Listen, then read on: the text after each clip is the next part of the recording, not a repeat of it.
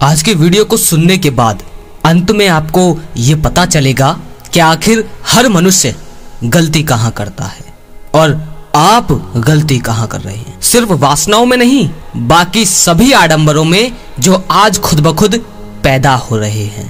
तो शुरू करते हैं। एक बार एक लड़का एक साधु के पास जाता है। वो लड़का उन साधु से कहता है, हे महात्मन, मैंने अपने जीवन में सब कुछ करके देख लिया, बहुत लोगों की बातें मानी, उन्हें इस्तेमाल करके देखा, जगह जगह लोगों के पास गया, घूमा और भटका, लेकिन मैं कभी इन वासनाओं से और वृत्तियों से मुक्त नहीं हुआ।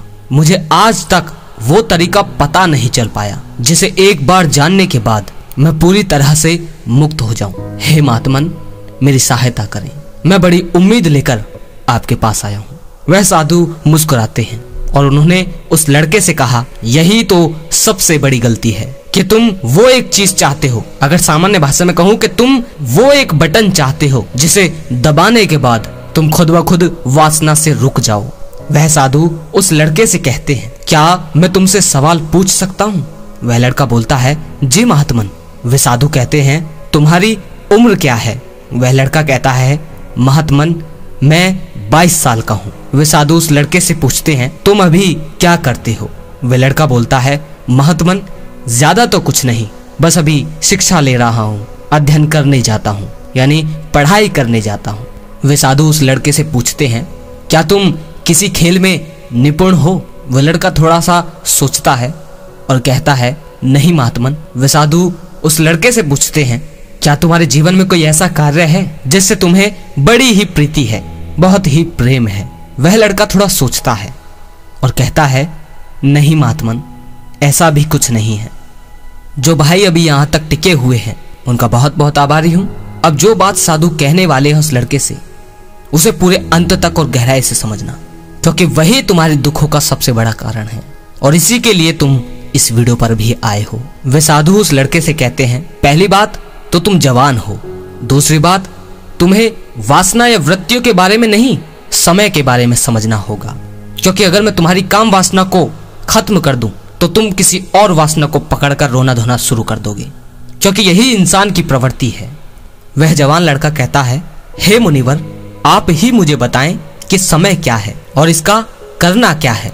वे साधु कहते हैं कि समय एक मीठी बर्फी की तरह है, एक मीठी जलेबी की तरह है, और तुम एक मधुमेह के रोगी की तरह हो। और जिन भाइयों को मधुमेह के बारे में नहीं पता कि मधुमेह होता क्या है, तो मधुमेह होता है डायबिटीज यानी शुगर, जिसमें मीठा उस इंसान के लिए जहर बन जाता है। वे साधु कहते हैं कि अगर तुम्हें अपनी वासनाओं से, सिर्फ काम वासनाओं से नहीं, अगर सभी वासनाओं से ऊपर उठना है तो मैं जो तुमसे सवाल पूछूंगा तुम्हें उसका जवाब देना होगा। वह लड़का कहता है, जी महात्मन, पूछिए। वे साधु कहते हैं कि तुम एक मधुमेह के रोगी हो, डायबिटीज के शिकार, और अगर तुम्हें कहीं से जलेबियां मिल जाएं तो तुम उन जलेबियों का क्या करोगे?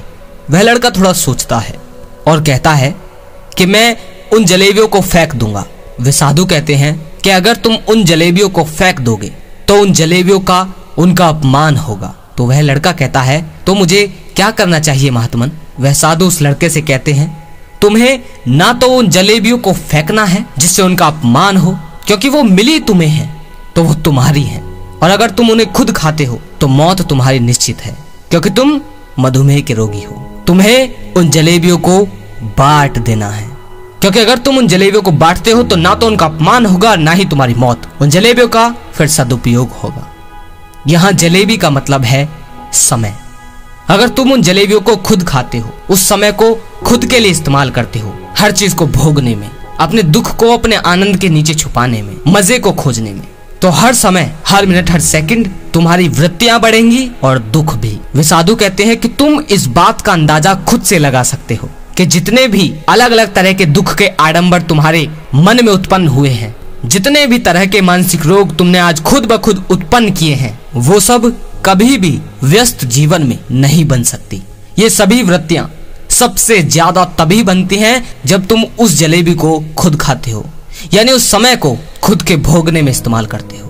जितना हम सबको अपने अपने हिस्से का समय मिला है, हम उस समय को खुद के लिए इस्तेमाल नहीं कर सकते। खुद के लिए इस्तेमाल का मतलब ये नहीं है कि तुम अपने आप को स्वस्थ न रखो, खुद को व्यायाम न दो, खुद को खेलों में निपुण ना करो, खुद को ऊंचा से ऊंचा ना उठाओ। खुद के लिए इस्तेमाल ना करने का मतलब ये है कि तुम अपनी भोगने की वस्तुओं में इस समय को लगाओ, उसमें तुम्हें उस जलेबी को इस्तेमाल नहीं करना है। बांटने का मतलब यह है कि उसे सही कामों में बांटो। सुख के चक्कर में अगर तुमने उस जलेबी को खाया तो तुम्हारी मौत निश्चित है। मौत का मतलब यह है दुख। अगर तुम्हारे शब्दों में मेरे भाइयों बताऊं तो तुम उस जलेबी को आज खुद ही खा रहे हो। बोर हुए तो शॉर्ट वीडियो देख ली, दोस्तों के साथ घूमने निकल गए, फालतू की बातें करने लगे, टीवी देख लिया, अलग अलग सोशल मीडियाओं पे लगे रहे घंटे दर घंटे। ऐसे ही तुम उस जलेबी को खुद खा रहे हो और इसीलिए आज हर दिन तुम्हारी मौत हो रही है। तुम अपनी वृत्तियों की भरपाई के लिए इसका इस्तेमाल नहीं कर सकते, बाकी सब कुछ कर सकते हो। खेल में निपुण हो जाओ, जो कुछ ऊंचे से ऊंचा कर सको उसके लिए तुम उसे खपा सकते हो। वह लड़का उन साधु की बात सुनकर समझ जाता है कि उसने कहाँ गलती की और उसे अब क्या करना चाहिए। क्या आप इस कहानी से कुछ समझे? अगर समझे तो ये भी कमेंट में जरूर बताएं, और अगर लगे शेयर करने लायक तो शेयर जरूर कीजिए और जरूर ही कीजिए। और जो भाई शेयर करते हैं उनका बहुत बहुत आभारी हूं। अगली वीडियो में फिर मिलते हैं। जय श्री कृष्णा।